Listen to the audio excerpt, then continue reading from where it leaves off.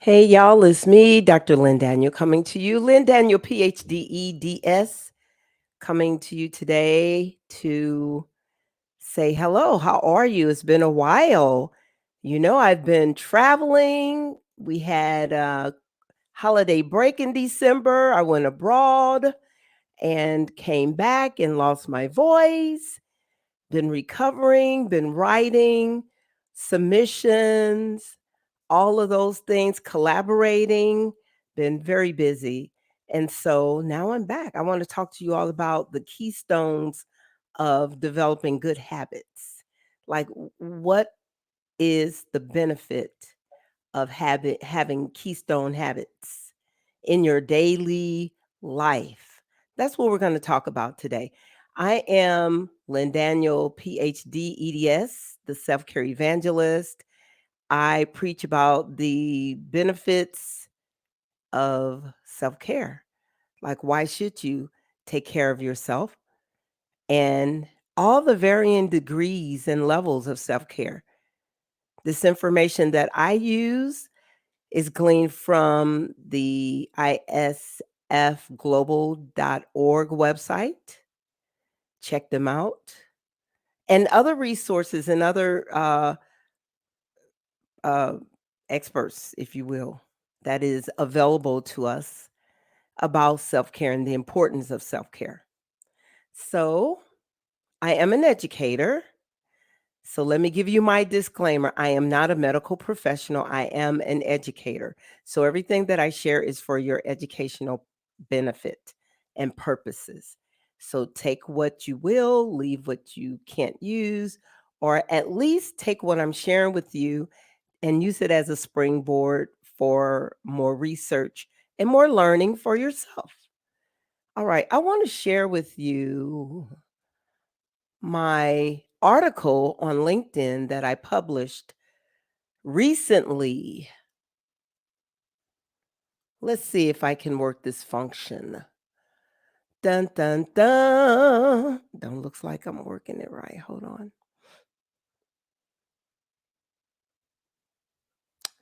Let's try something else.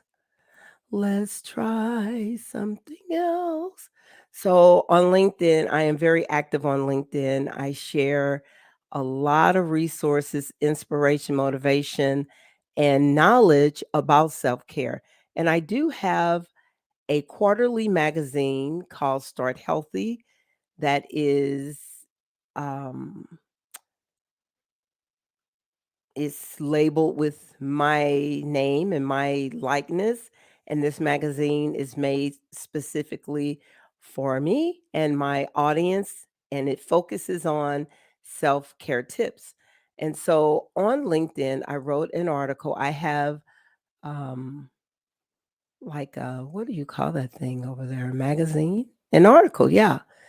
They're called articles. So I wrote this article about keystone habits. Keystone habits. And so I am going to share that with you. Okay, so I wrote this article yesterday.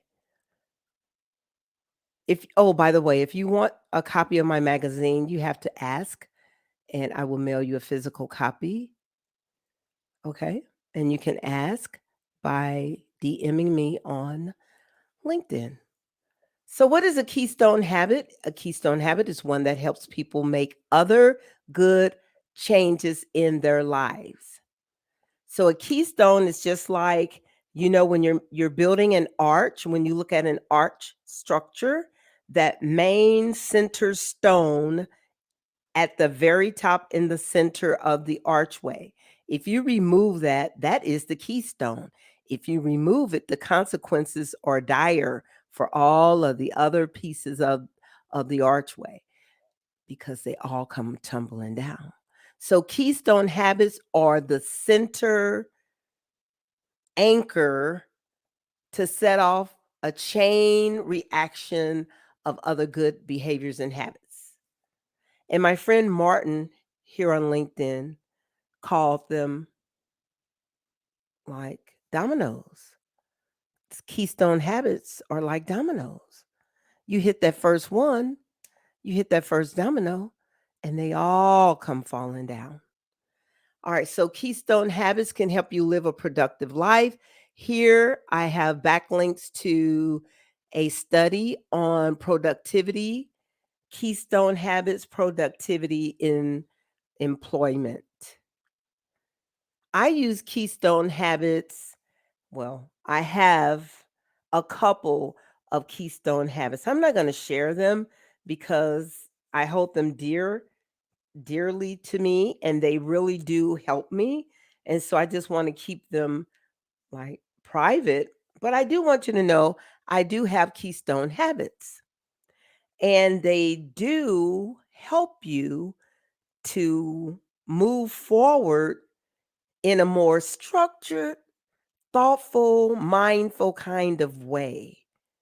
So, exercise is a good example of a keystone habit. Now, my bicycle riding is something that I really enjoy doing during the warmer months or when it first cools down. Right now, it's so cold. Last week, week before, it's been hanging around the 30s, 40s, 50s, not getting up too high. And I don't like riding in that. You can hear my voice, it's a little stuffy. And so I don't like riding my bicycle in this type of weather. So I need to find another habit that is a replacement for my bicycle riding, which is a keystone habit.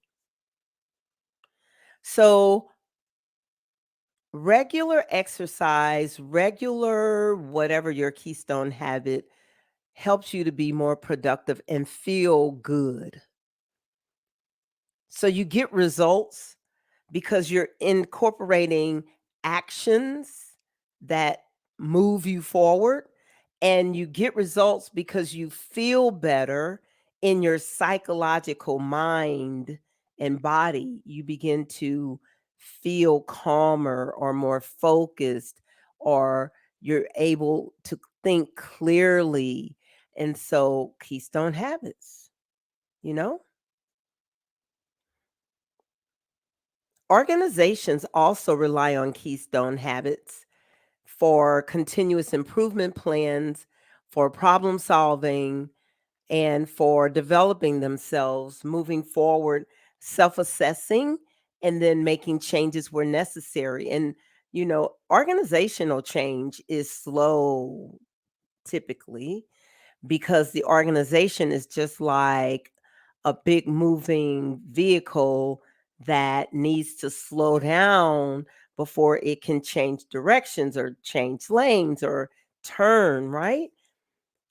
And so, yeah, organizations where you work, look at the actions that they incorporate to communicate regularly, efficiently, and clearly, to problem solve in the moment and systemically, like how problem solving is built in to the organizational framework. So keystone habits are important because they help people make positive changes. They help organizations make positive changes as well. All right. I put a backlink here. Let me click on it and see what it goes to. Oh, yeah, this Forbes article that I found. It's a 4-minute article that can be narrated to you, and it's pretty much reinforcing everything that I am saying about keystone habits, what they are, how they benefit you. Um, this has a lot of articles. Moving past willpower. Willpower is not the most reliable tool to work on. It has its limits. It can work, but it reaches a point where you can't use it anymore, right? So, having a keystone habits moves you into automaticity where you automatically do the action because you've practiced it so long and it becomes secondary to you, and you just do it. And that's what Keystone habits help you with, automaticity. I'm trying to get back to my article. Here we go. All right. What does the research say about Keystone habits? Looking at social science. So, social science agrees that and demonstrates the benefits of having Keystone habits to move you forward, to provide you a sense of momentum and motivation that keeps you focused on improvement. And then along the way, as you are improving, there are times when you stop to celebrate and acknowledge your gains and your achievements. You stop to thank those who have helped you. You acknowledge your improvement and the people who have helped you, the tools that have helped you. Because in doing that, you're taking a moment to recognize where you've come from and what you've achieved. And then in that, you can reflect on like your previous mindset or your previous ways of doing things, where you are now, how you are now doing things, your current mindset. Chart the difference, chart it so you can see a visual representation of your growth. And then you can journal about it to like reflect on your emotional process, your emotional development, your thinking, and all of those internal functions that are happening when you're growing and going through um, personal development. Okay. And then the goal is for you to, and for me, I'm saying you, but for me as well, because right now, you all know, those of you who follow me on LinkedIn, you know that today is day 29 of our Transform Your Mindset Challenge. And we have been on this challenge for the entire month of January. The entire month of February, I used to prepare you for the challenge. And then now we're winding down February. And for the month of February, we will move forward with the challenge continuing. Looking at these keystone habits and the keystone habit effect so that you can see that maybe making a New Year's resolution is not enough for you to grow. Some people can make a resolution and knock it out the park because that's all they need. They need to identify their weak area or where they need development and they go for it. But others need action steps, they need chunking, they need activities and things to do each day, each hour of the day, so that they are focused and successful with accomplishing those those goals. It's way more than willpower, you all.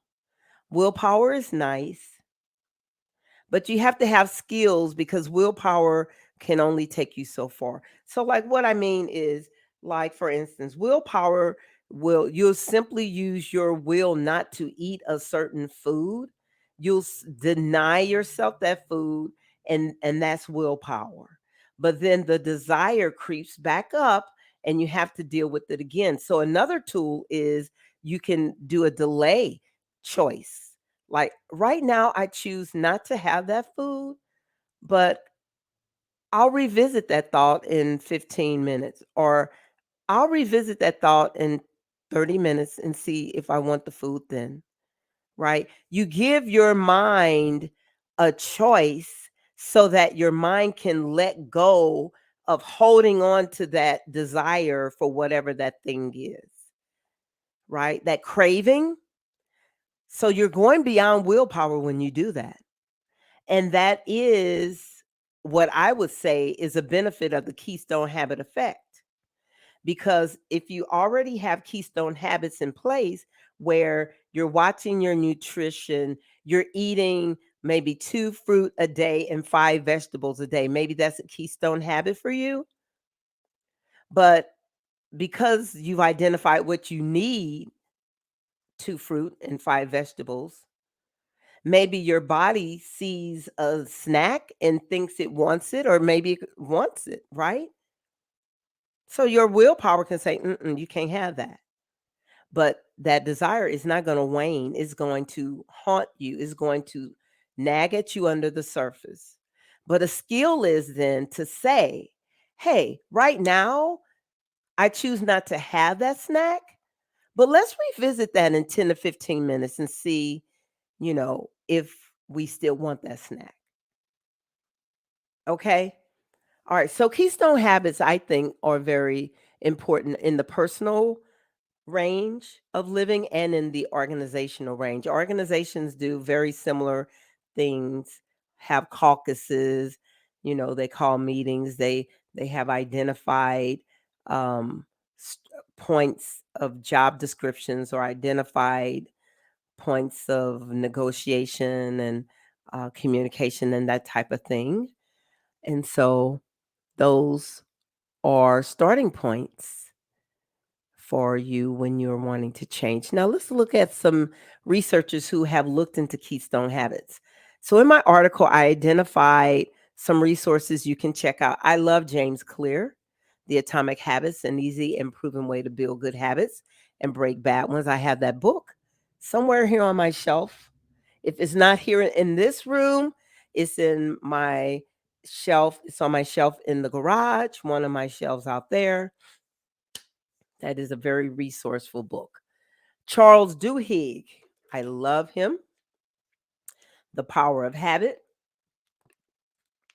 Why We Do What We Do in Life and Business. I think Charles Duhigg is credited with the BHAG goal. I think. I remember learning about BHAG goals way back in the day, maybe I don't know, 15 years ago or so. And I think Charles Duhigg, one of you can Google that and tell me if I'm right. But a BHAG goal is, what is it? Bold BHAG. Um I'm going right off the flight. BHAG. What is it? Um Bodacious. Um Oh my goodness, I'm gonna look it up. BHAG goal. BHAG goal. Example. What is it? Meaning. Yeah, here it is. Big, hairy, audacious goal. That's it. Big, hairy, audacious goal. BHAG. Now, is it Charles Duhigg? Anyway, this is a business model. It's a business goal setting model, and it helps organizations to think big and create plans for long term success. But you can use it in your own personal life. And I believe Charles Duhigg is the one credited with BHAGs.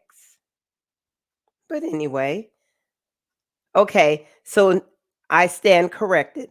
It's coined by Jim Collins and Jerry Porras in their book, Built to Last Successful Habits of Visionary Companies, first published in 1994. Okay, so I stand corrected. It is not Charles Duhigg, but Charles Duhigg, The Power of Habit, Why We Do What We Do in Life and Business. Wendy Wood, Provost Professor of Psychology and Business at the University of Southern California. Angela Duckworth, Grit, The Power of Passion and Perseverance. Kelly McConigal, Professor at Stanford University, author of The Willpower Instinct, How Self Control Works, Why It Matters, and what you can do to get more of it. BJ Fogg, head of Stanford University's Persuasive Technology Lab and the founder of Tiny Habits Academy. So check out those researchers and their research about Keystone Habits. Okay. Now, mindset is important. Your mindset, like I said in a previous video, you all go check out all of my previous videos that I made in December on the same on the mindset. I was talking about mindset and the various aspects of mindset. I was looking at, growth mindset versus fixed mindset. I was looking at a locus of control. All of these parameters of mindset. How do you think and how do you see yourself in the world that you live in? Do you see yourself as a victim with little to no control over what you do and what happens to you? Or do you understand that you do have control over varying degrees of your life? You can make choices for yourself. You still have liberty. Okay. And then in the areas where maybe you don't have liberty, you can learn how to either gain liberty, freedom of choice in those areas, or investigate it better, how to become better equipped at um, liberating yourself. Okay. So some people may believe that Keystone habits have gotten too much attention and they don't have a big effect as a whole on success, but they do. The research backs it up that Keystone habits can have a domino effect on parts of your life, and that Keystone habits can make it easier to make other good habits and changes and improvements in your life. So, Keystone habits can drive large scale improvements in your life. Okay. Carol Dweck, one of my favorites, who did a lot of research on mindset. She is a researcher and psychologist at Stanford University at the time that I was reading about her. I guess she is still there at that university. She wrote a book on mindset, and I would say her research fits and aligns with Keystone habits because in developing your growth mindset, you're able to see your potential for growth and improvement. And you understand that your brain, there is something called neuroplasticity in the brain. That means our brains are continuously growing and adapting to the new knowledge that we receive and acquire. And our brains are responding to this new information and allowing us to uh, have new understandings. And so, neuroplasticity is understanding neuroplasticity. That idea and that concept can help you to understand that, yes, you can grow and change. Back in the day, I can remember as a young girl, people thought the adults seemed to think, they appeared to think that whatever you did in your childhood was it. Like if you were slow to learn a skill or a concept, or if you needed differentiation, or if you needed physical examples or models, or if you were slow at mastering certain concepts, adults were fast and quick to label you in a way that was not positive, which then messed with children's self esteem and self image, which then put limitations on young people's ability to see themselves as being able to change and grow with practice and with good guidance. And another thing that I noticed when I was younger, that adults were quick to point out what you did not know or what you did poorly.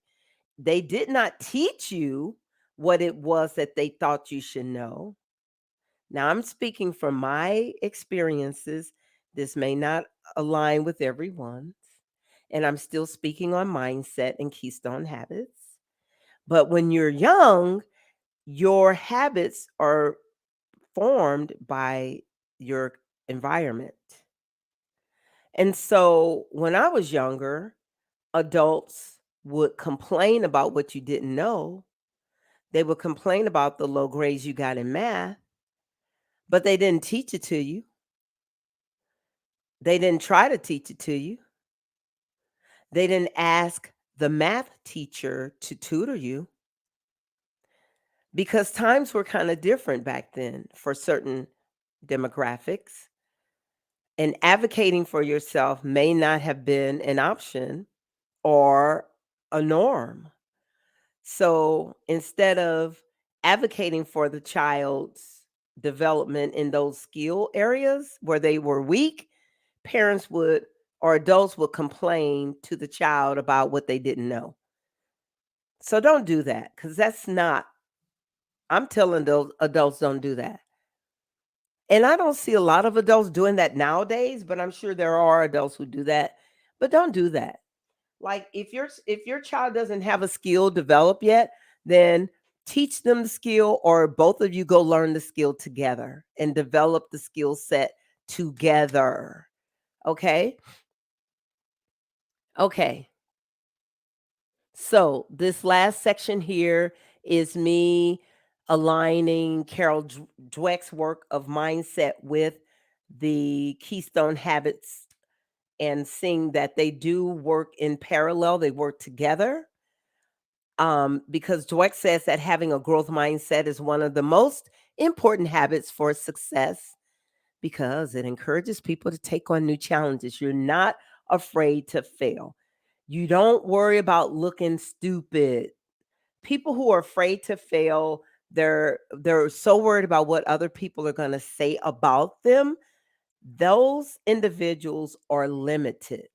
So, if your focus is more on how people will respond to you not knowing something, criticize you, and not on you learning and growing, and in the learning phase there you have opportunities to make mistakes and improve and correct. That's the learning cycle. So change your focus, change your mindset, change your focus, focus on learning and growing, focus on establishing keystone habits that you can incorporate daily because these habits are going to cascade in your life in a positive way and you will be on a trajectory for wellness and self-care, enhanced self-care in a lot of various areas of your life. Do you know that if you stop learning and growing, then it's going to be evident because in the next decade of your life, you will be doing the same thing you did. Like if right now you're 40 years old and you're not learning any new habits, you're not learning any new skills, you're not learning any new languages or problem solving techniques or recipes for your family or whatever, new skills on managing your home and saving and managing your finances or whatever, you're going to be doing the same things you were doing when you were 20, 30. Okay, maybe even a teenager. I'm using this age as an example, but it applies to everyone.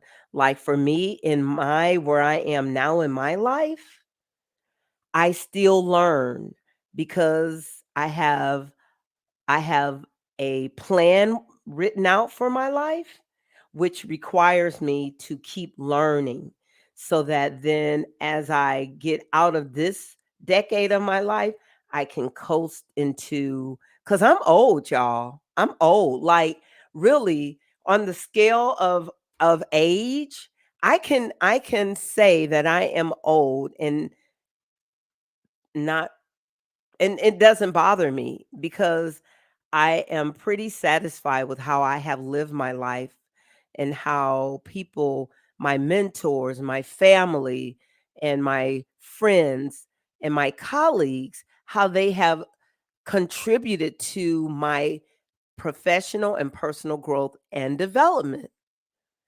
And so I surround myself with people who are experts, who are growing, who can challenge me to not get passive and complacent. And then it helps me to move into the next decade with the newly acquired set of skills that benefit me in each decade that I advance to. That's what you have to do. If you stop learning, it is going to be evident because you're going to be stuck. You will not be able to make improvement. You'll be doing the same things you did at 40 or 50 that you were doing when you were 25 or 35. And you should be acquiring more skillful understanding about life. You learn that from experts. You learn that from people who are succeeding in the area of life that you want to succeed in. You sit at their foot, you watch their videos, you read their articles, you read their books, you read their blogs, you go to their live streams, you go to their in person conferences, you immerse yourself in learning from a trusted source, okay? And you keep growing. And those of you with children, with young children, with adolescent children, with young adult children. Keep learning and keep parenting them even as they leave the nest. Show them your keystone habits and then encourage them to adopt their own keystone habits. Encourage them through modeling, through sharing information, through encouraging them to keep doing a good job, praising them when they are doing a good job, correcting them when they are messing up, correcting them with love and with skillful words and with evidence to back up what you're saying and the point you're making, not with just criticisms. Yeah, you can criticize them, but back up what you're saying with proof, evidence, the word of God, what the research shows. If you keep down this trajectory, and then love them back into wholeness. Okay, my name is Lynn Daniel. I am the self-care evangelist. I teach about the benefits of self-care. Join me on the Transform Your Mindset Challenge, which is ending on January 31st, and we are continuing into February with our second leg of the Transformation Challenge. Those of you who want to work closely with me, the Transformation Challenge is free. But for those of you who want to work closely with me, please DM me to find out the cost involved for working closely with me in this transformation challenge. It's a beautiful journey. It's a very enriching process and journey. And really, it's not for everybody. It's only for people who are ready to hear the truth and accept correction and make corrections. Okay. So check out my books, You Are Not Garbage, Why You Need to Overcome Adverse Childhood Experiences and How to Do It. And check out my book, Trash Can Stop Being a Receptacle for Toxic People's Waste. These two books can be found on my website or on Amazon. All right, y'all. Thank you so much for your time today. I appreciate every minute you give me to watch my videos. And yeah, I truly appreciate your time that I am investing in you. Take this time and make the best of it. All right, y'all, be blessed. Bye.